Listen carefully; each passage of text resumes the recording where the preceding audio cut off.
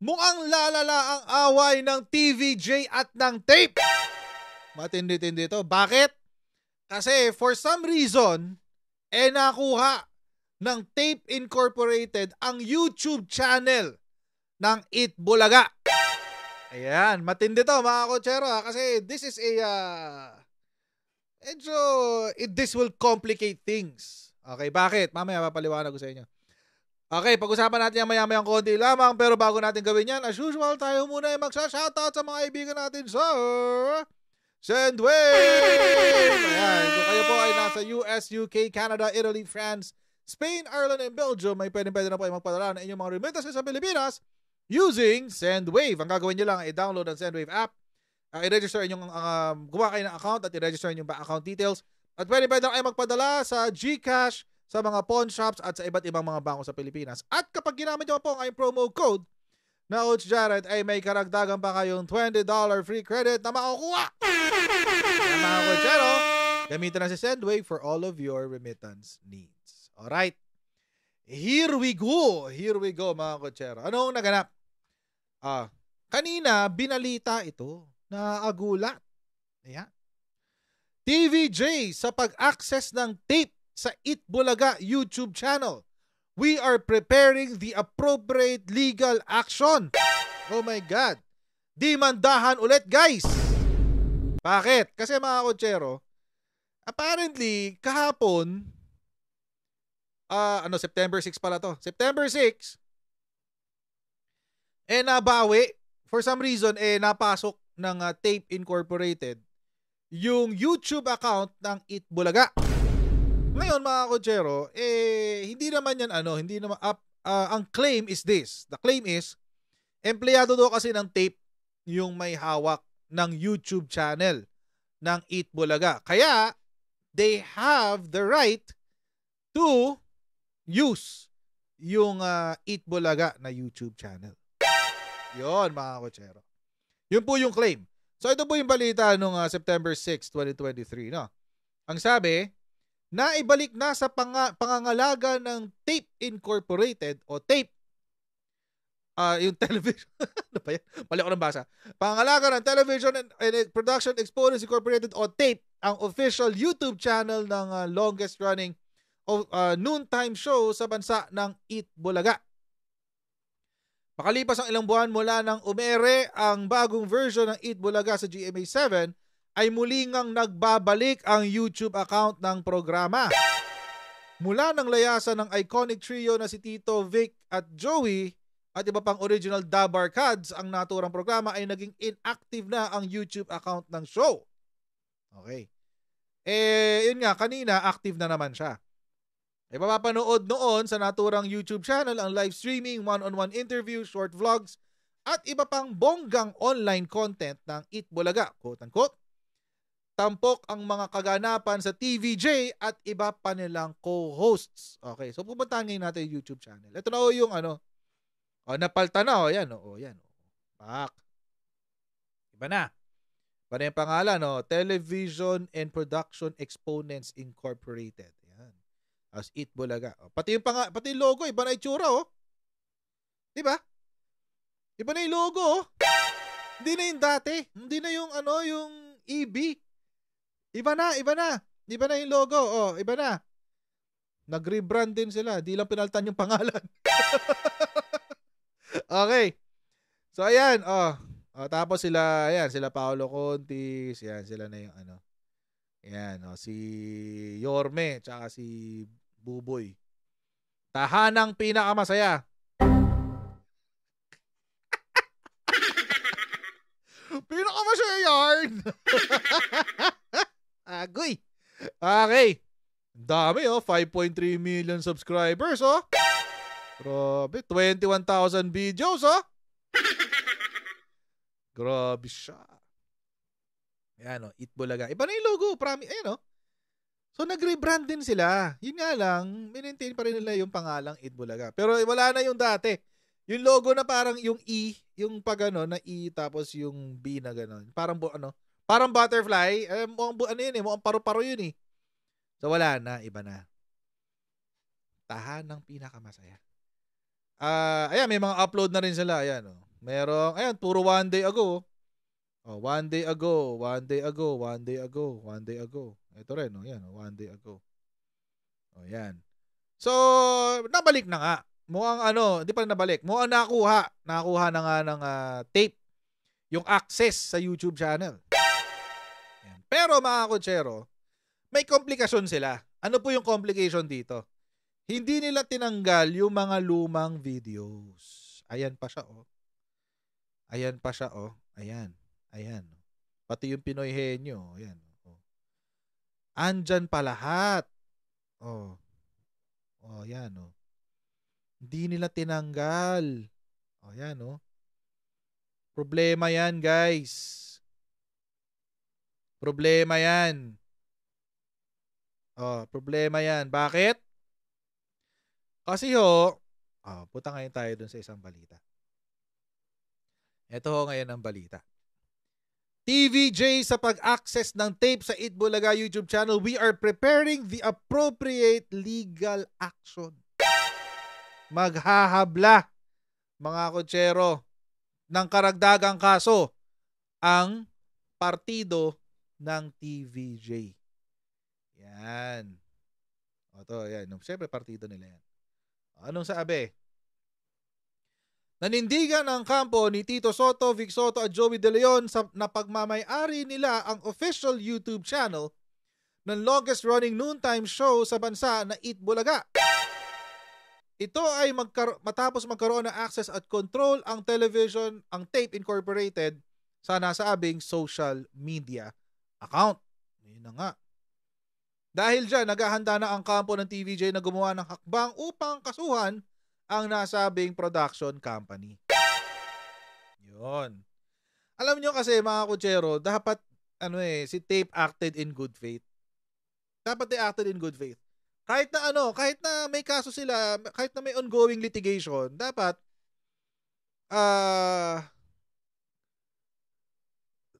they still acted in good faith. Bakit? Kasi may ongoing na litigation sa copyright.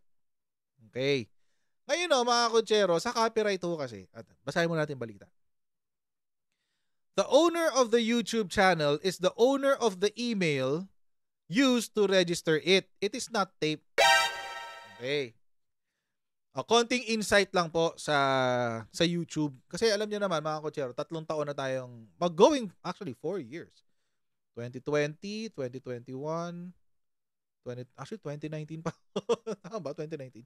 2019, 2020, 2021, 2022, 5 years. Oh my God. 5 years na tayo sa YouTube. My goodness. Tagal ko na pala. I'm 5 years old sa YouTube. Okay, 5 years na po tayo sa YouTube. So medyo alam na po natin yung sistema nito. Okay, ganito po kasi yan mga kutsero. Sa YouTube po, kung ano yung sa YouTube po, kung ano yung email account or Gmail account na ginamit mo. Technically, ang treatment dyan is ikaw yung owner. Ikaw yung owner ng channel. Kung sino yung Gmail account na gumawa ng YouTube channel. Yun po yan. Hindi po email Email po is different. Although, syempre, yung Gmail mo, yung Gmail account mo, merong kasamang email address. Pero, iba pa po yung Gmail. Iba pa po yung Gmail, iba pa yung sa Google account. Si Google account po, kung sino yung may Google account, siya po ang may-ari nung channel. Ngayon, mga kutsero, sa accounts, meron pa pong classifications yan. Meron pong tinatawag na brand account. Brand account. Sa brand account po, mga kutsero, ang kwento po niyan ganito. Sa isang Google account, halimbawa meron akong Google account, pwede kang gumawa ng multiple YouTube channels. Ulitin ko po. Sa isa pong account, Google account, pwede kang gumawa ng multiple YouTube channels. Multiple yan. Yun po yung sinasabi nating brand account. Okay. Ngayon po mga kutsero, hindi po natin alam kung ang YouTube na ito, na sinasabi nila ng Eat Bulaga, ay isang brand account or an actual or not. Kasi kapag brand account siya, yun ang pwede mong ma-share. Pwede mo ma-share yun. Tapos, pwede ka rin magkaroon ng ibang admin. Pero, hindi mo na itatransfer ang ownership until you let it go. Let it go. Let it go. Halimbawa, may bumili ng channel mo. Ang gagawin mo, ipapasa mo ngayon yung ownership doon sa bago. Papasa mo yun doon sa bago. And then, out ka na. Out ka na doon. Pwede kang you can remove yourself as owner or you can be kicked out as owner.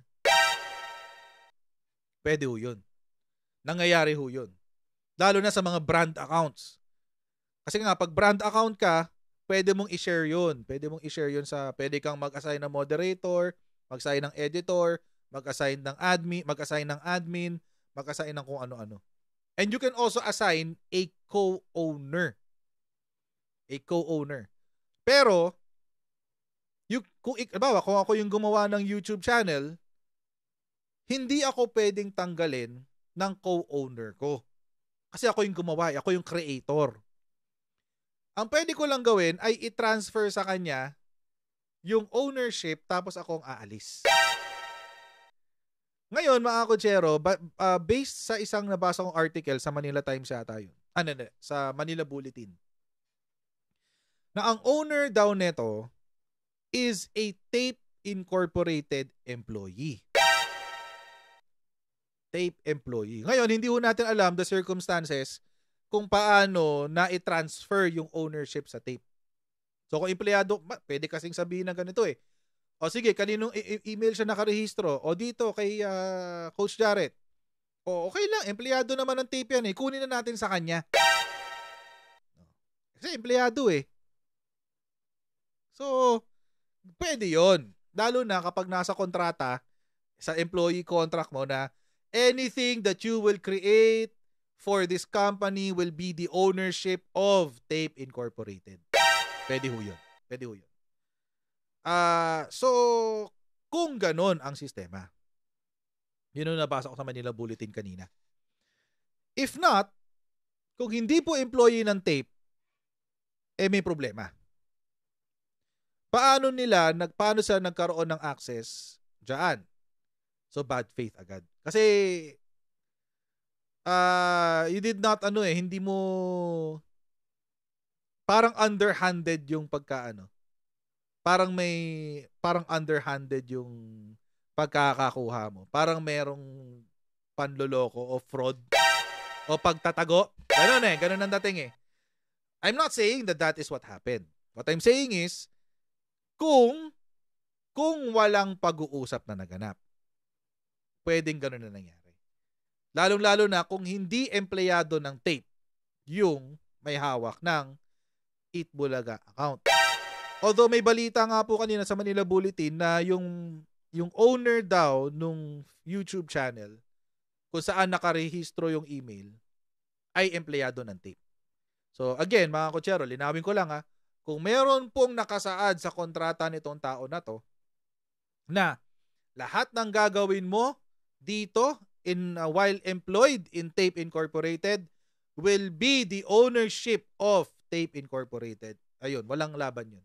Ganun talaga. It is what it is. But, tingnan natin. Abangan natin ang susunod na kabanata. Kasi, ang claim ng TVJ naman is kanila. Dahil, yung email daw na ginamit ay kanila. So the plot thickens.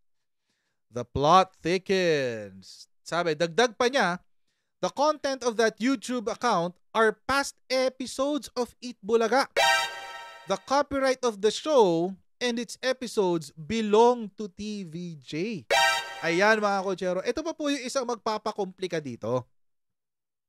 Kasi po mga kutsero, merong ongoing litigation. Ibig sabihin, may ongoing na kaso tungkol sa copyright ng show. Okay, ulitin ho natin. Hindi ho trademark ito ha. Iba pa po yung trademark. Trademark po ay tungkol dun sa pangalan. Okay? Yun po yung trademark. Sa copyright is a different thing. Yung copyright, mga kutsero, ito yung buong show. Hindi lang po yung show. Yung artista. Hindi lang po yung artista. Yung segment. Si Pinoy Henyo, si Bawal Judgmental, si Sugod Bahay, etc. etc. Yung segments. Kasama po yun sa copyright. Ngayon, mga kutsero, yun po, unless, again, meron pong kontrata between Eat Bulaga and between Tape and TVJ na ang ownership ng lahat ng ito will be with Tape Incorporated, then the ownership, yung copyright will be under Tape Incorporated. Kung meron pong ganong provision sa kanilang kontrata. Otherwise, mga kutsero, as an act of good faith, as a gesture of good faith, dahil may ongoing litigation pa sa copyright ng Eat Bulaga, dapat hindi nila pinablik etong mga videos na ito. Paano kapag nagsalita ang mga artista ng EAT? Ang sinabi nila, you do not have permission to use my image in the Eat Bulaga YouTube channel. Patay. Dagdag kaso yun. So mga kutsero, I think ito po ang sitwasyon ng TVJ at Tape just went from bad to worse. Became bad. Just transitioned or evolved from something bad into something that is worse. So mga kutsero, ang hirap na nito. Pa-complicate na ng pa-complicate. Kasi out of 21,000 mga kutsero out of 21,000 videos, 21,000 mga kutsero, ang dami niyan. 21,000 videos. Ilan lang yung sa bagong EB? Ito lang. 1, 2, 3, 4, 5, 6. 6 lang mga kutsero. Hindi, again, mga kutsero, ang usapan po dito ay hindi yung pangalang Eat Bulaga. Kasi na-award na po yan. But again, it's ministerial, mga kutsero, no? Pwede hong mabawi yan through litigation. Kakasuhan ulit ni TVJ ang EAT, ang Eat Bulaga. Ang Tape pala, rather, for that. Ko-contest nila yan sa IP office. So yun. Hindi ho yung pangalan Pinag-uusapan na ho dito yung laman ng Eat Bulaga. Former Eat Bulaga. Kasi yung fake Bulaga na ngayon So, magkakaproblema po ito. Diba? Ang hirap nito, guys. If at the very least, mga kutsero, sana para lang ba act of good faith, 'di ba? Sana naipag-usap si Tape or naipag-usap si TVJ, either camps, no? Na mag-usap sila, ayusin nila 'to, 'di ba? But I guess yung ruta na tatahaki ng TVJ ay through the courts. So we are preparing the appropriate legal action. This may constitute a cybercrime if they hacked into the account or made misrepresentations to YouTube. Oh my God. Palala ng palala ng palala. Kamakailan lang ay kinumpirma ng Tape lawyer na si Maggie Abraham Garduque na naibalik na sa kanila ang YouTube page ng show. Ito raw ay matapos sila maipag-ugnayan sa mismong video sharing platform upang i-update ang email at contact person ng account. Yun! So dumiretso pala sila kay YouTube. At sinabi na, amin to. Ito yung IP namin. Ito yung IP, what do you call this? IP certificate namin. Tapos, eto yung naka-register dyan ngayon. Hindi na namin employee yan. Update nyo yan. Eto na yung bago. Kami yung totoong may-ari niyang channel na yan. Yun, ganun palang nangyari. Shucks. Kung ganito, wala, mas complicated talaga. Mukhang ang tatahakin talaga nila ay eto. Baka itong misrepresentation to YouTube. Malamang sa malamang yan yun. Ang tatahakin nila dyan. Saklap, guys. Saklap, no? Nagpa-like, share pa. Ayan. Okay. But anyway, ayun nga mga kotsero. Ang problema lang talaga dito mga kotsero, para sa akin yung copyright neto. Kasi image nila yan eh. Kumbaga image nila, pagkatao nila. So, yan hindi nata-transfer yan eh. Yung imahe mo, lalo pag walang expressed consent, hindi mo pwedeng gamitin yan. Kung walang consent. So, they just made things much more complicated. Sa totoo lang. They made things much more complicated. At the very least, mga kotsero, no, sana gumawa na lang sila ng bagong YouTube channel. Actually, mas maganda pa, i-take down na lang tong buong channel na to. Alam niyo kung bakit? Kasi mga kotsero, tingnan nyo 5.3 million subscribers. 5.3 million. Tingnan nyo yung nag-view. 3,600, 2,300, 2,900, 2,400, 9,800, 4,800. So mga kotsero, I guess siguro dahil nag-uumpisa pa lang. We don't know. Pero, really? Out of 5.3 million subscribers?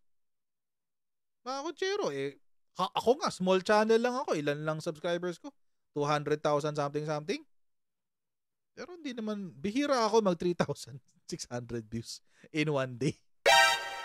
Bihira ako yan, guys. So, I mean, di ba? Parang hindi rin naman siya masyadong what do you call this? Sinusuportahan. Ang suporta pa rin mga kotsero nandoon sa luma. Imagine, 198,000, 43,000, 57,000, 348,000. Diba? Malalaki to eh. Partida, May pa yan. So mga kotsero,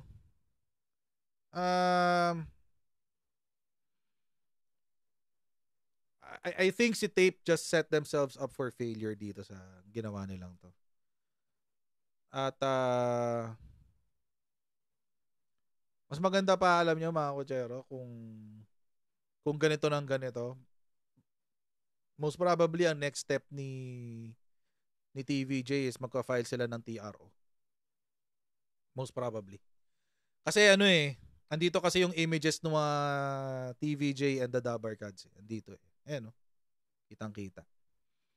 So, most probably, ang next step dito will be yun. Magka-file ng TRO yan.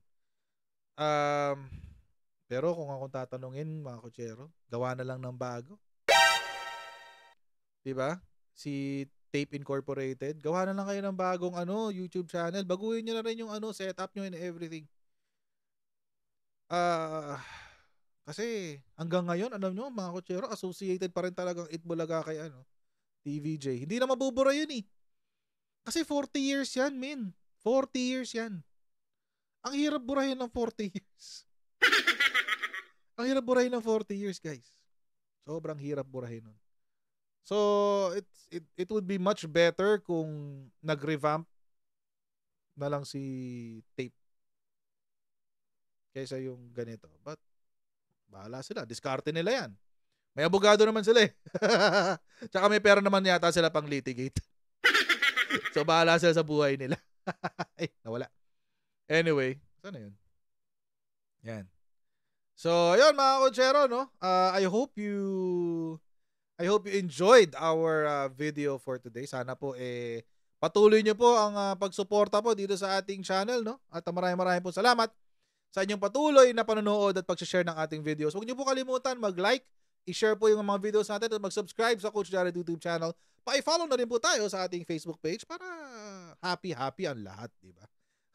Para happy tayong lahat. Ayan, and I'll see all of you in our next Coach Jared Live. Right? So bye everyone. See you next time. Bye.